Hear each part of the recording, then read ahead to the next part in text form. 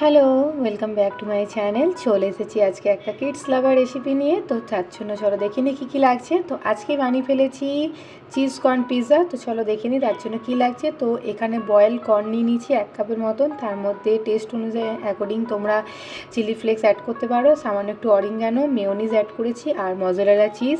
যতটা তোমরা চিজ খেতে পছন্দ করো, যদি প্রচুর পরিমাণে চিজেস লাভার হও তাহলে চিজ তোমরা বেশি করে এখানে বলবো অ্যাড করো। তো ভালো করে মিক্সড করে নিচ্ছি। তো ফিলিং আমাদের একদম রেডি। আজকে আমি রেডিমেড বেসের উপরে দেখাচ্ছি পিৎজাটা। তো এরকম একটা রেডিমেড পিৎজা বেস নিয়ে নিচ্ছি, একটু ঠিক দেখে নিয়েছি।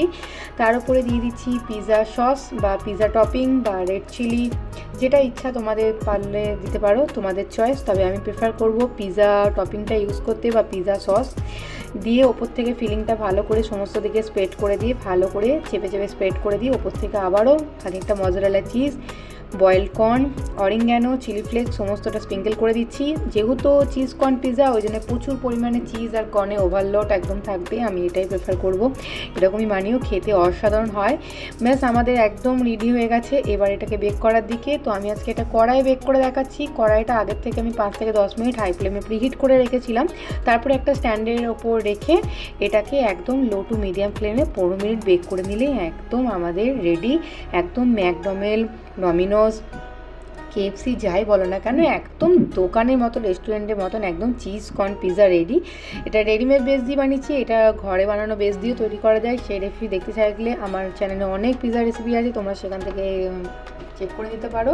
আশা করি তোমাদের সকলকার রেসিপিটা খুব ভালো লেগেছে। ওপর থেকে একটুখানি সামান্য আবার রেড চিলি ফ্লেক্স আর অরিগানো স্প্রিঙ্কেল করে দিচ্ছি। ব্যাস, দিয়ে গরম গরম একদম লোডেড চিজ কর্ন পিৎজা তোমরা সার্ভ করো, এনজয় করো। আশা করছি তোমাদের সকলকার খুব ভালো লাগবে। তো এরকম অনেক কিডস লাভার রেসিপি দেখে থাকার জন্য আজ আমার চ্যানেলটাকে সাবস্ক্রাইব করে নিও, পাশে থেকে সঙ্গে থেকে জুড়ে থাকো। দেখা হবে এরকম আরও অনেক নতুন রেসিপির সাথে। আশা করছি এই রেসিপিটা তোমাদের সকলকার ভালো লেগেছে। বাড়িতে বানিয়ে ট্রাই করে অবশ্যই আমাদের জানিও তোমাদের সকলকার কেমন হয়েছে। তো চলো টাটা, দেখা হবে এরকম অনেক আপকামিং পিৎজা বেস রেসিপির সাথে, পিৎজা রেসিপির সাথে। তো এখন সবাই খুব ভালো থেকো, সুস্থ থেকো, বাই বাই।